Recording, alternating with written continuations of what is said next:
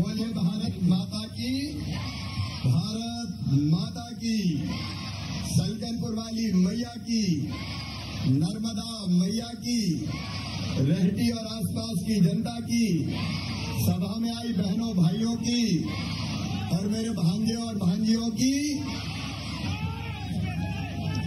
इधर क्यों? अरे उधर है ना।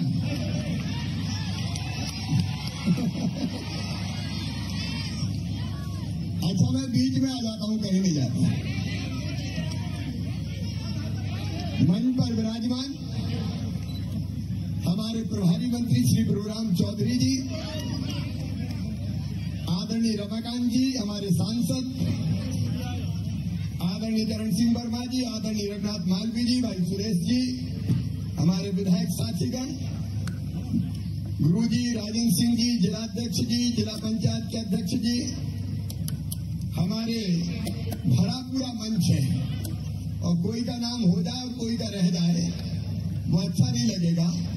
ये सभी नेता साथी पदाधिकारीगण, पार्षद, अलग अलग पदों पर रहने वाले सभी कार्यकर्तागण, वरिष्ठ नागरिकगण, यहाँ हमारे सभी वरिष्ठ नागरिक बैठे हैं, उनको मैं दोनों हाथ जोड़कर सिर झुकाकर रेहटी को प्रणाम करता हूँ।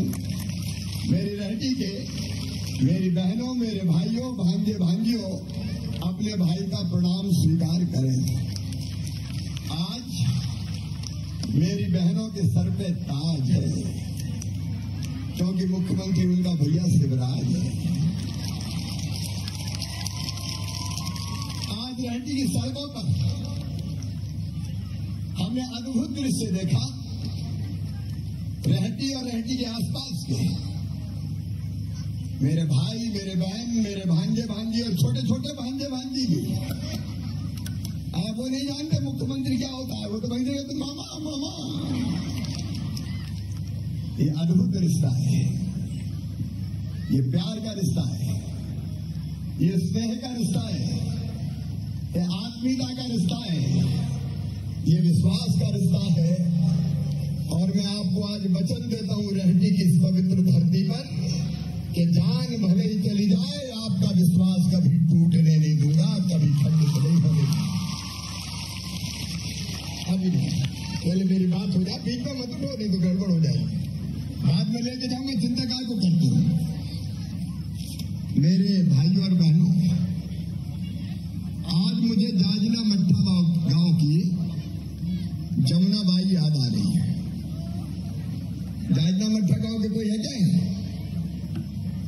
मैं जब पहला चुनाव लड़ा था तो खेत में काम कर रही थी और दौड़ के आई थी और मेरे हाथ में 2 रुपया दिए थे कि भैया ये 2 रुपया ले, मैं चुनाव लड़ने के लिए तुझे आशीर्वाद दे रही हूं। मेरी बहनों, मेरे मन में विकास देखो, जब रेहटी में हमारे वरिष्ठ नेतागण बैठे, आज कई वो हमारे वरिष्ठ साथी जिन्होंने रेहटी में काम खड़ा किया था नहीं है।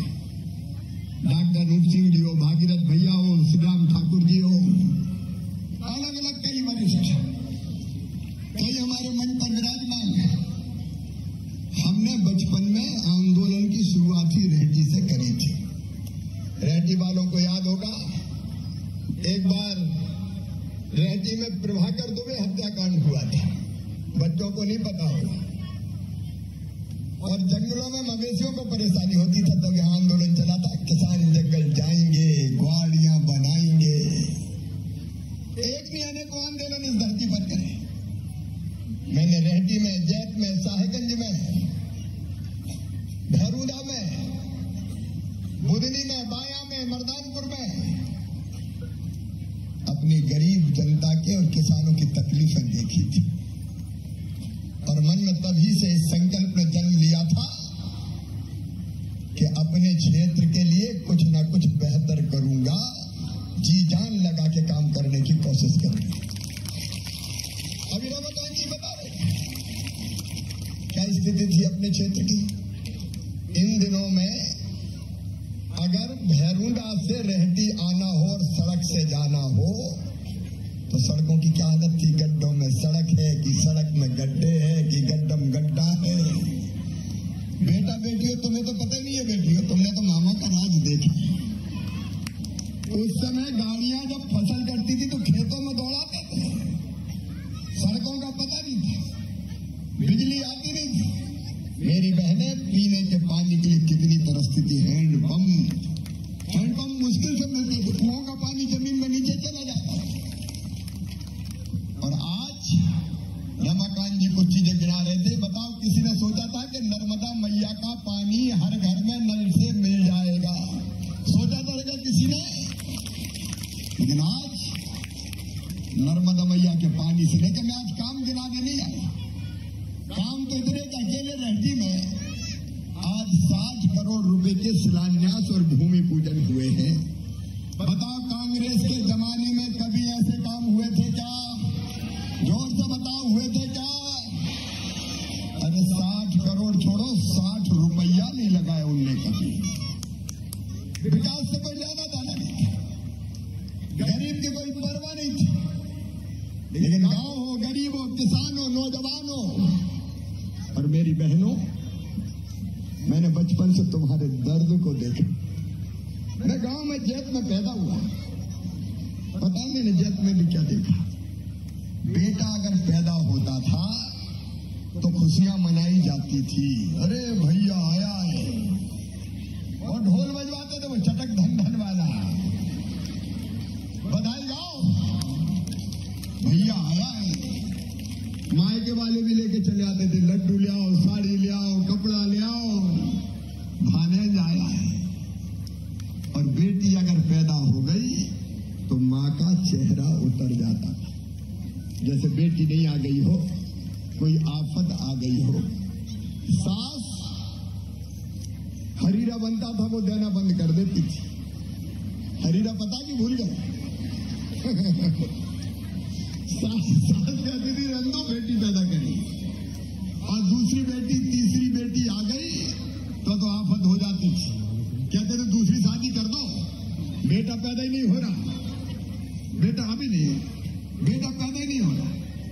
मैं उस समय ये सोचता था कि हे भगवान, भगवान ने एक ही माँ के कोख से बेटी भी पैदा करी, बेटी भी पैदा करा, तो बेटा और बेटी में ये भेद क्यों? बेटे को लाड़ कहते थे, बेटा बुढ़ापे की लाठी का सहारा होता है, कुल का दीपक होता है। अब बेटा बुढ़ापे में लाठी का सहारा बनेगा या लठ जड़ेगा, इसका कोई ठिकाना नहीं। लेकिन मैं बेटी की गारंटी लेता हूं कि बेटी जब तक जिएगी उसकी हर सांस माता पिता के लिए चलेगी, माए के बालों के लिए चलेगी। बेटी अद्भुत। और ये अन्याय इतना हुआ कि मध्य प्रदेश की धरती पर बेटे ज्यादा पैदा होने लगे, बेटी कम पैदा होने लगी। मेरी बहनों, जब आधुनिक विज्ञान आ गया और ये पता चलने लगा कि कोख में बेटा है कि बेटी है, तो कई जगह तो कहा कि बेटी है तो दुनिया में मत आने दो, कोख में ही मार दो। पेट को कतल खाना बना दिया, बेटियां कोख में मारी जाने लगी, कोख में। और इसलिए बेटियों की संख्या कम हो गई, बेटियों की संख्या ज्यादा हो गई। 1000 बेटों में 900 बेटियां पैदा होने लगी। मेरे भाइयों, मैं आपसे पूछता हूं, क्या बेटियों के बिना दुनिया चल सकती है? अरे भाई भी बताए, चल सकती है क्या? अरे बेटी नहीं बचाओगे तो बहू कहां से लाओगे? ये दुनिया नहीं चलती। और तब मैं सोचता था, हे भगवान, वो दिन कब आएगा जब मेरी बेटियों को भी बेटे जैसा सम्मान मिले। मैं एक चीज और देखता था, अब कम हो गया है, लेकिन पति पत्नी में लड़ाई अगर हुई तो पति का अधिकार था कि वो पत्नी को या तो थप्पड़ मार दे, और कुछ जगह तो मैंने लठ मारते हुए भी देखा है। निकल घर से, मैंने देखा अपनी आंखों। मेरी आत्मा रोती थी कि औरत होना कोई पाप है क्या? औरत होना कोई सम्मान से जीने का हक नहीं है। जब चाहो मार दो, जब चाहो पीट दो। मेरी औरत है, मेरी पत्नी है, ये बाप हुआ है बाप। आखिर स्त्रियों में भी जान होती है, उनको भी पुरुषों के बराबर अधिकार है। और मैं तब सोचता था कि मैंने देखा पति पत्नी को लट्ठे से पीटता था और वो चिल्लाती दूसरे घर में घुसती थी, बचा लो बचा लो बचा लो। और बाद में कई लोग ये कहते थे कि बाकी आदमी है, बाकी औरत हमारे चाहे पीटे भैया, अपन क्या करते। कई बार ये बात होती थी और इसलिए तब से मेरी आत्मा रोती थी।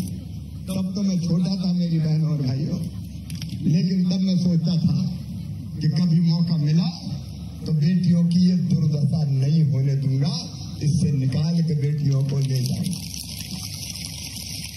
और आपका आशीर्वाद मिला, इसी धरती से मैं विधायक बना, आपके आशीर्वाद से सांसद बना और आपके आशीर्वाद से ही मुख्यमंत्री बना।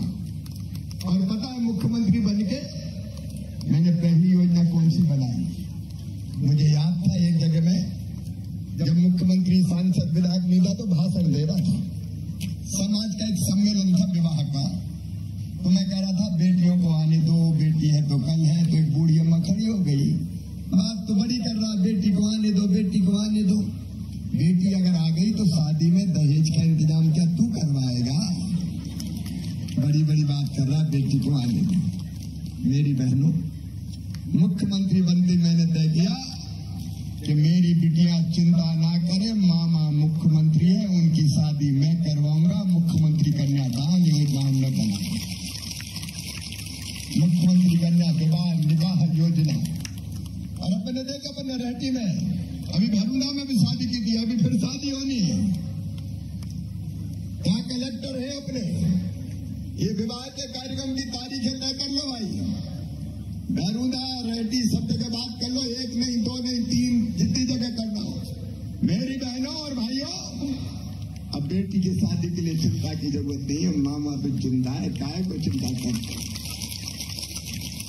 पूरे प्रदेश भर में बेटियों की शादी की। बीच में आ गई थी 15 महीना कांग्रेस की सरकार, उन्होंने बंद कर दी थी और कई कर भी दी तो पैसे ही नहीं गए, लेकिन 1.25 साल में भैया ने फिर मुझे भेज दिया। दूसरी योजना मैंने बनाई, मेरी बेटियों, मेरे मन में ये बात आई कि बेटी को पैदा तब तक नहीं होने देंगे लोग जब तक वो बोझ रहेगी, तो बेटी को वरदान बनाना पड़ेगा। और वरदान कैसे मिलेगी बनेगी? तो मेरे मन में विचार आया यार बेटी पैदा हो तो लखपति होना चाहिए उसको। अब लखपति कैसे हो? तो मैं आज पूरा किस्सा सुना रहा हूं आपको।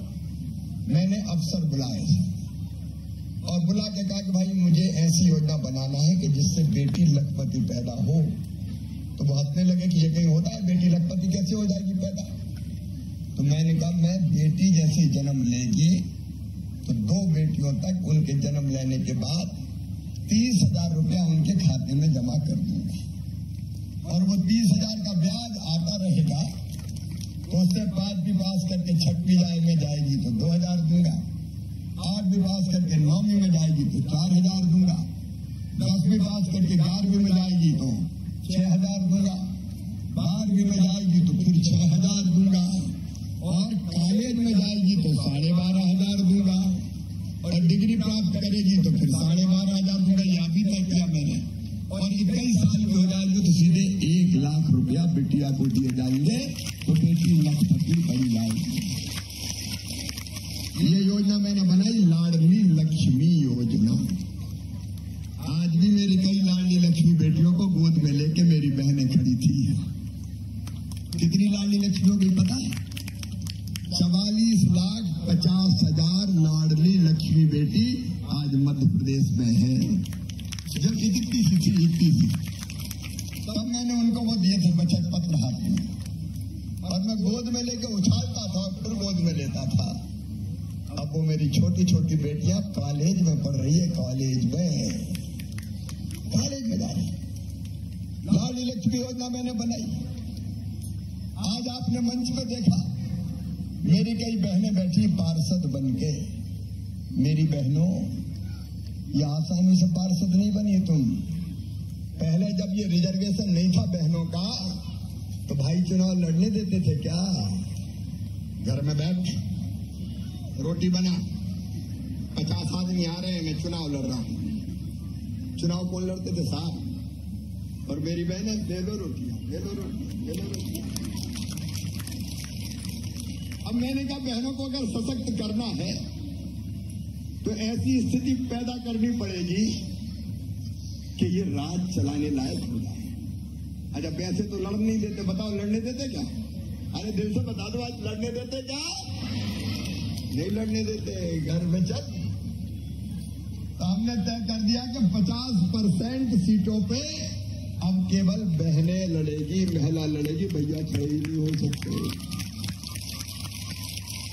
अरे जोर से ताली बजाओ आज तो। अब इसका परिणाम ये हुआ कि भाई लोगों ने चल अब तू लड़ ले। बहनें चुनाव लड़ने लगी और लड़ के देखो जीत रही है, मेयर बन रही है, जिला पंचायत, जनपद पंचायत, सरपंच, और बढ़िया राज चला रही। कोई कमी है क्या? बता, बहनों में कोई कमी नहीं है। तो चुनाव लड़ने से बताओ इज्जत बढ़ी कि नहीं महिलाओं की? बढ़ी कि नहीं? बढ़ी। फिर मेरी बेटियों, मैंने एक काम और किया कि नौकरी में भी, मास्टर की नौकरी, शिक्षक में भी आधी बेटी और आधे बेटों की भर्ती होगी। तो बेटियां शिक्षक बन गई। फिर पुलिस में भी मैंने तय किया, अब हमारी पुलिस की बेटियां खड़ी होंगी ना, ये खड़ी है। तुम्हें पता है पहले इतनी बेटियां पुलिस में नहीं आती थी। तो मैंने तय किया कि 30% भर्ती पुलिस में बेटियों की ही करूंगा। बेटियां होना चाहिए कि नहीं पुलिस में? बताओ, जोर से बताओ, होना चाहिए। तो 30% भर्ती करी तो बड़े रोए गाए पुलिस अधिकारी, बड़े बड़े, अरे सर गड़बड़ हो जाएगी फोर्स में। क्या की गड़बड़ हो जाएगी? अरे किसी बहन को रिपोर्ट लिखाने जाना हो और पुलिस में पुरुष बैठा होगा तो दिल खोल कर बात कर पाएगी? उससे कर ही नहीं पाएगी। आप 30% भर्ती बेटियों की पुलिस में दी। कई काम में करता गया। एक काम और किया मैंने तरकीब से। भैया लोगों सुन लो, बुरा मत मानना रे। जमीन जायदाद खरीदना हो तो कौन के नाम पे खरीदते थे? साहब के नाम पे। खेत, मकान, दुकान। हमने तरकीब ढाई कि यार बहनों के नाम पे भी तो कुछ होना चाहिए। होना चाहिए कि नहीं? और हर कभी गुस्सा होगा कि निकल घर से, तेरे का धरो, निकल घर से। हमने तय किया कि बहनों के नाम अगर कोई खेत खरीदेगा, कोई मकान खरीदेगा, कोई संपत्ति खरीदेगा तो उसमें टैक्स केवल 1% लगेगा। टैक्स से छूट देगी। और आज मैं बता रहा हूं मेरे भाइयों, इसके बाद पतिदेव ने तय किया कि यार पैसा ज्यादा लगे रे मेरे नाम पे, तेरे नाम पे खरीद। बोलो भारत माता की। तो अब भैया लोग अपनी पत्नी के नाम पे जमीन मकान खरीदने लगे तो कुछ तो आ गया पास में। ठीक है कि नहीं? बता। अब क्या तो नहीं सकते कि निकल घर से, बोल मेरी तो है, कहां से निकलूं? तो धीरे धीरे एक के बाद एक कदम में उठाता चला गया ताकि मेरी बेटियों की और बहनों की स्थिति सुधरे। ये आत्मा से किया मैंने, अंतर आत्मा से किया, क्योंकि इसके बिना भला नहीं होता। काम और बहुत किए, मैं उसकी चर्चा नहीं करूंगा। फिर भी मेरे मन में कसक थी। मैं देखता था गरीब बहनों को, निम्न मध्यम वर्गीय बहनों को 1000-500 रुपया के लिए परेशान होती थी। 1000 रुपया की भी जरूरत पड़ जाए तो आसानी से नहीं मिलता था। अगर बच्चे जिद करे कि माँ आइसक्रीम दिला दे, माँ फलाना खिलौना दिला दे, तो माँ मजबूर हो जाती थी कि बेटा या बेटी मेरे पास पैसा नहीं है। अगर माँ के जाना हो और भैया के बेटा बेटी को मिठाई उठाई ले जाना हो और पतिदेव से कहें कि मैं जरा माँ के जा रही, जरा 500 रुपया तो दे दो, मेरा नहीं है, कहां से ले आऊं? जब देखो तब पैसे ही मांगती रहे, चुप होकर रह जाती थी। मैं सोचता था क्या करूं यार, दिल्ली का सिद्धांत कुछ और कर रहे हैं। बहनों को मजबूर मत रहने कम से कम ऐसी स्थिति तो हो कि जरूरत पड़े तो उतना पैसा तो बहन के हाथ में हो। एक दिन मैं सोचता रहा कि और कुछ करना है, और कुछ करना है। रात भर सोचा। यहाँ हमारे राजेंद्र सिंह बैठे होसंगा नर्मदापुरम में, नर्मदा जयंती थी, मैं भी बैठे। तो उस दिन 2 दिन पहले उसके मैं रात भर जगा और मैं सोचता रहा कि क्या करूं यार, क्या करूं, क्या करूं। तो रात भर सोच के सवेरे 4 बजे मेरे दिमाग में आइडिया आया, शिवराज तू भी तो भैया है रे बहनों का, हूं कि नहीं भैया? बताओ, जोर से बताओ ना, हूं कि नहीं भैया? पीछे भी बताओ भैया हूं कि नहीं? तो सगा हूं कि सौतेला? सगा भैया हूं। अब भैया को बहने राखी बांधती है साल भर में एक बार। राखी के दिन रक्षाबंधन है, और उस दिन जब राखी बनती है तो भैया बहन को साड़ी देगा, कपड़े देगा, मिठाई देगा या पैसे देगा, कुछ ना कुछ तो देते ही। तो मैंने कहा तू भी तो भैया है, तू तो कुछ देते ही नहीं, तो तुझे भी तो देना चाहिए। लेकिन मुझे लगा कि देखो एक बार देने से काम नहीं चलता। बताओ साल में एक बार देने से काम चलता है? जोर से बता, नहीं चलता। तो फिर मैंने तय किया कि हर महीना दे तू, और इसलिए मैंने तय किया कि 1000 रुपया हर महीना अपनी गरीब बहनों के खाते में डालूंगा।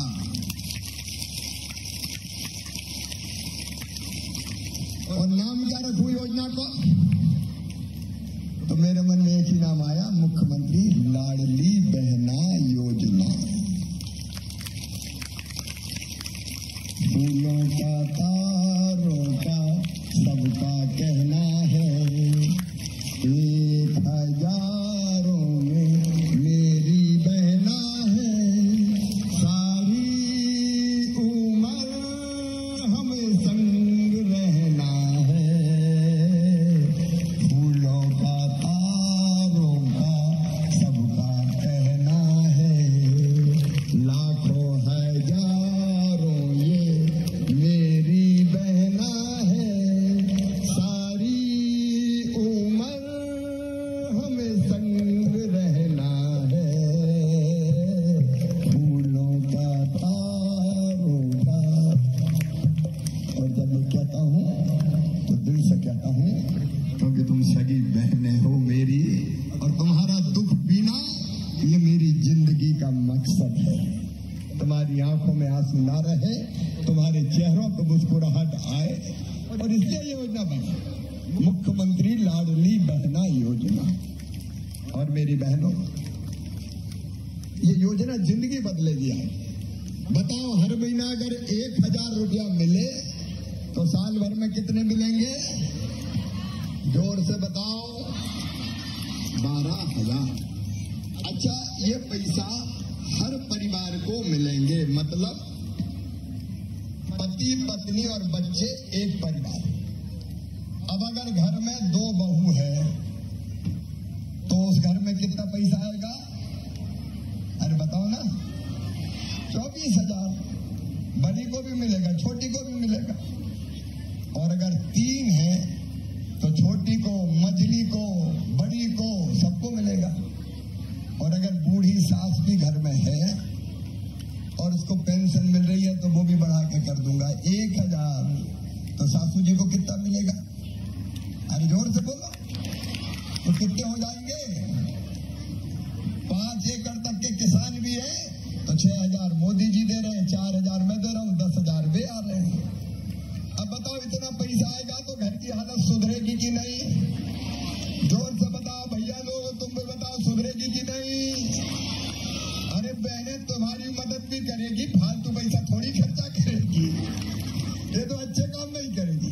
बच्चों पे खर्चा करेगी, कपड़े लत्ते किताब फीस, इन्हीं कामों में खर्चा करेगी। अब भैया लोगों को दे देता तो उसकी गारंटी नहीं थी कि अच्छे ही काम में खर्चा हो, लेकिन बहनें तो अच्छे में खर्चा करेगी।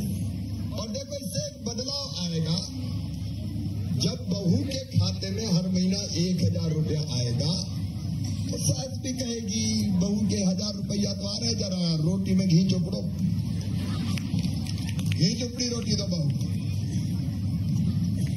सासू जी को पैसा मिले तो बहू भी सोचेगी सोने के पहले माता जी के पांव तो दबा दूं, तो सास बहू का भी प्रेम बढ़ेगा, बढ़ेगा कि नहीं बढ़ेगा? सास बहू का प्रेम भी बढ़ेगा।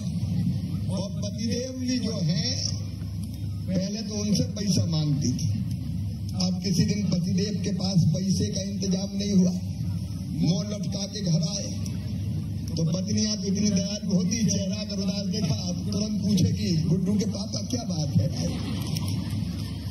आज उदास को देखो, ये महिलाओं की महानता है। पति पूछे चाहे ना पूछे, पत्नी पति को उदास देखेगी तो जरूर पूछेगी क्या बात है, मुझे तो बता दो। और अगर उन्होंने ये कहा कि क्या करूं, पैसे की जरूरत थी, आज इंतजाम नहीं हुआ, बड़ा परेशान, कहीं चिंता काय को कर रहे, ये धरे ले जाओ, चिंता मत करो, तो वक्त जरूरत में घर के काम में आई। बोलो सही बात है कि नहीं? सब बताओ सही है कि नहीं? तो ये सामाजिक क्रांति है, लाडली बहन योजना सामाजिक क्रांति। ये अलग बात है कि पैसा बहुत लगेगा। अब वो आपको पता है, अगर 1 करोड़ बहनें अभी तक 78 लाख के फार्म भरा गए, ये संख्या 1 करोड़ हुई तो भैया को कितने देना पड़ेंगे? 12,000 करोड़ रुपया। और अगर 1.5 करोड़ हो गए तो देने पड़ेंगे 18,000 करोड़ रुपया। कोई हिम्मत करता क्या? बताओ, अब बताओ, और कोई हिम्मत करता क्या? लेकिन दूंगा, चिंता मत करना मेरी बहनों, तुम तो मुस्कुराओ और आगे बढ़ती जाओ। इसलिए तो फिर से मुख्यमंत्री बन गया, शायद विजयासन भैया ने इसलिए फिर से बना दिया कि कुछ और करके जा रहे शिवराज, और इसलिए अपनी योजना का काम चल रहा है, कोई चिंता ना करे। पात्र बहनें मतलब जो गरीब बहनें जिनकी आमदनी 2.5 लाख रुपया साल से कम, जिनके पास 5 एकड़ से कम जमीन है, जिनकी 23 से लेकर 60 साल तक की उम्र है, क्योंकि ससुराल में जो बहन जाती है उसके लिए, और जिनके पास 4 पहिया वाहन नहीं है, वो सब बहनें पात्र हैं। फॉर्म कौन कौन ने भरे, जरा हाथ उठाओ जिनके फॉर्म भरा गए। अब नीचे करो, अब कौन कौन ने नहीं भरे वे उठाओ। तो अभी चिंता मत करना, अभी तो फॉर्म भरा रहे 30 तारीख तक, और सब फ्री में है। EKYC के भी मैं पैसा दे रहा हूं 15 रुपया प्रति बहन, ताकि तुम्हारा 1 पैसा ना लगे। अपने कलेक्टर खड़े, भाई पैसा तो नहीं लग रहा कोई के, जरा ध्यान देना, कोई अगर पैसा मांग ले 150 रुपया तो जेल भिजवा देना सीधे भैया, ये बहनों का मामला है। और अप्रैल में फॉर्म भरे, मई में जांच होगी, और 10 जून को पहला 1000 रुपया बहनों के खाते में आ जाएगा। ये दुनिया की पहली योजना है, इतनी बड़ी योजना बहनों के लिए दुनिया में कहीं नहीं बनी जितनी बड़ी मध्य प्रदेश में हमने बनाई है। और आज देखो इतनी बड़ी संख्या में बहनें आई है, भाई आई है। एक काम और मैंने बहनों किया, दारू के दुकानों के पास पीने के जितने अहाते थे सब बंद कर दिए, दारू के अहाते सारे बंद रहे। नशे पर भी अंकुश लगाना जरूरी है। कई चीजें हम लोग कर रहे हैं ताकि मेरे बच्चे, मेरे बेटा बेटियों, मैं तुमसे भी कह रहा हूं, पढ़ो लिखो। अभी मामा कोचिंग क्लास भी चालू है, अगले साल रेटी में भी चालू कर दो।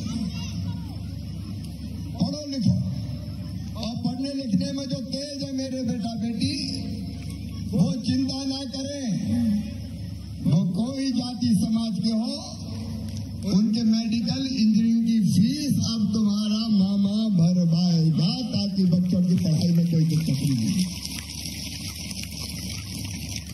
सरकारी नौकरियों में भर्ती हो रही है, स्वरोजगार के लिए भी विशेष इंतजाम मैं करूंगा, क्योंकि सबको नौकरी नहीं मिल सकती, तो बच्चे काम धंधों से लग जाए। बुधनी में इंडस्ट्री आई है, नसलागंज में भी इंडस्ट्रियल स्टेट बनाया है और हम यहाँ रेहटी के बगल में खैरी फार्म पे भी थोड़े से जिन गरीबों का कब्जा कई वर्षों उनको छोड़ के चर्चा करके कोई रास्ता निकाल रहा हूं कि धीरे धीरे वहां भी कारखाने लगने का मार्ग साफ हो जाए ताकि हमारे आसपास भी उद्योग धंधे आए, क्योंकि वो कोशिश हमको करनी पड़ेगी। बाकी विकास के काम आपने देखे पूरे क्षेत्र में सड़कों का जाल, पीने के पानी की व्यवस्था, सिंचाई का इंतजाम, लोगों ने जहां कहा वहां पानी पहुंचाने की मैंने कोशिश की। अब अपनी ये सड़क जो रेहटी से होकर गुजरती है शानदार 4 लाइन बनेगी और देवी मैया का देवी महालोक बन रहा है 200 करोड़ रुपया खर्चा करके सल्टनपुर धाम। ऐसा दिव्य और भव्य कि दुनिया देखने आए। अभी काम चल रहा है नीचे, ऊपर और काम चलने वाला है। चारों तरफ विकास की बहार है। और आज जब मैं रेहटी आया तो रेहटी में अध्यक्ष जी, पार्षद साथी, पार्टी के सभी नेतागण, उन सब ने कहा कि सब जगह तो नर्मदा जी का पानी आ गया, लेकिन रेहटी में अभी भी आधा पानी भब्बड़ का आ रहा है। सही बात है कि नहीं? तो आज हम ये फैसला कर रहे हैं कि रेहटी नगर को भी नर्मदा मैया से पाइपलाइन डाल के नर्मदा जी का जल पिलाया जाएगा। और इसमें मुझे बताया कितने करोड़ रुपया लगने वाले? 15 करोड़। तो वो 15 करोड़ रुपया स्वीकृत किए जाएंगे। रेहटी के मेरे बेटे बेटी यहाँ के कॉलेज में BA BSc BCom के साथ MA MSc MCom की क्लास चाहते हैं कि नहीं बच्चों? अरे जोर से बोलो। तो अगले सत्र से यहाँ स्नातकोत्तर की क्लासेज प्रारंभ कर दी जाएगी रेहटी में, ताकि हमारे बच्चे उच्च शिक्षा भी प्राप्त कर सके। मैं एक बधाई देना चाहता हूँ रेहटी को। यहाँ के सामुदायिक स्वास्थ्य केंद्र नंबर 1 के नंबर पे आया है। मैं बहुत बधाई देता हूँ। आज स्टाफ का स्वागत भी करूंगा। और आपने उसका उन्नयन करने की बात कही है तो वो भी करेंगे, उसमें कसर नहीं छोड़ेंगे। कृषि उपज मंडी गेट से मालीवाल चौराहा और मालीवाल जी के मकान से रिंझंडिया जोड़ तक 4 लेन सड़क आपने मांगी है। 4 लेन सड़क बनाई जाएगी ताकि ये दिक्कत भी हमारी जो थोड़ी बहुत होती है वो भी हल हो जाए। और दशहरा मैदान वार्ड क्रमांक 15 अभी आप जगह वगैरह तय कर लेना भैया। इंडोर स्टेडियम बेटा बेटी चाहिए कि नहीं? क्या करोगे स्टेडियम का? क्या करोगे? चाहिए? बेटे तो बोले ही नहीं रहे। चाहिए? तो रेहटी में इंडोर स्टेडियम और जिम भी चाहिए कसरत के लिए। कौन कौन कसरत करेंगे? हाथ उठाओ। बहुत से लोग करेंगे। तो यहाँ जिम भी बनाया जाएगा ताकि बच्चे हमारे खेले भी, पढ़े भी, खूब आगे बढ़े। रेहटी के गौरव दिवस पर मैं एक बार फिर आप सबको शुभकामनाएं देता हूँ, बधाइयां देता हूँ। और रेहटी वासियों, आप हम सबको मिलके अपनी रेहटी को भी आगे बढ़ाना है। आसपास के गांव के सभी भाइयों को, एक एक गांव का मैं नाम नहीं ले रहा, कई के लोकार्पण शिलान्यास यहाँ हुए, उन सभी गांव के भाइयों बहनों को भी मैं बधाई देता हूँ। और केवल एक ही बात, देखो मैं दिन और रात काम करता हूँ, करते देखते कि नहीं मुझे दिन और रात काम करते हुए? अरे करता हूँ कि नहीं? लेकिन अकेले मेरे काम करने से काम चलेगा क्या? मुझे आप सबका सहयोग चाहिए। बोलो, सबका सहयोग मिलेगा? भैया का साथ दोगे? भाजपा की सरकार का साथ दोगे? बेटा बेटियों मामा का साथ तो नहीं छोड़ोगे? तो आओ मिलके हम अपने रेहटी को और अपने पूरे क्षेत्र को नंबर 1 का क्षेत्र बनाए, मध्य प्रदेश को नंबर 1 का प्रदेश बनाए। बस मेरा साथ देते जाओ मेरे बहनों और भाइयों, मिलके हम साथ चले ताकि अपने सपनों का शहर बना सके। बस इतनी मेरी अपेक्षा है। बोलो सब तैयार हो? भैया का साथ दोगे? भाजपा का साथ दोगे? तो आओ, आज जाने के पहले हम सब संकल्प लेंगे, हम भैया के साथ हैं। भैया और बहन, भांजे और भांजी और मामा और हमारे बाकी मित्रों का भी भाई एक साथ खड़े होंगे और मिलकर साथ चलने का संकल्प लेंगे, ताकि रहती बढ़े, अपना क्षेत्र बढ़े, अपना प्रदेश बढ़े। अपने अपने स्थान पर खड़े हो जाओ सब, और आज संकल्प लेंगे कि हम मिलकर साथ चलेंगे। भैया के साथ है, भाजपा की सरकार के साथ है। और ये संकल्प लेने के लिए मेरे साथ उठाइए दोनों हाथ पीछे तक, दाएं बाएं, और मंच वाले भी उठाइए दोनों हाथ और बांधे दोनों मुट्ठी और बोलिए भारत माता की, विजयासन मैया की, रहती और आसपास की जनता की, नर्मदा मैया की, हर हर नर्मदे।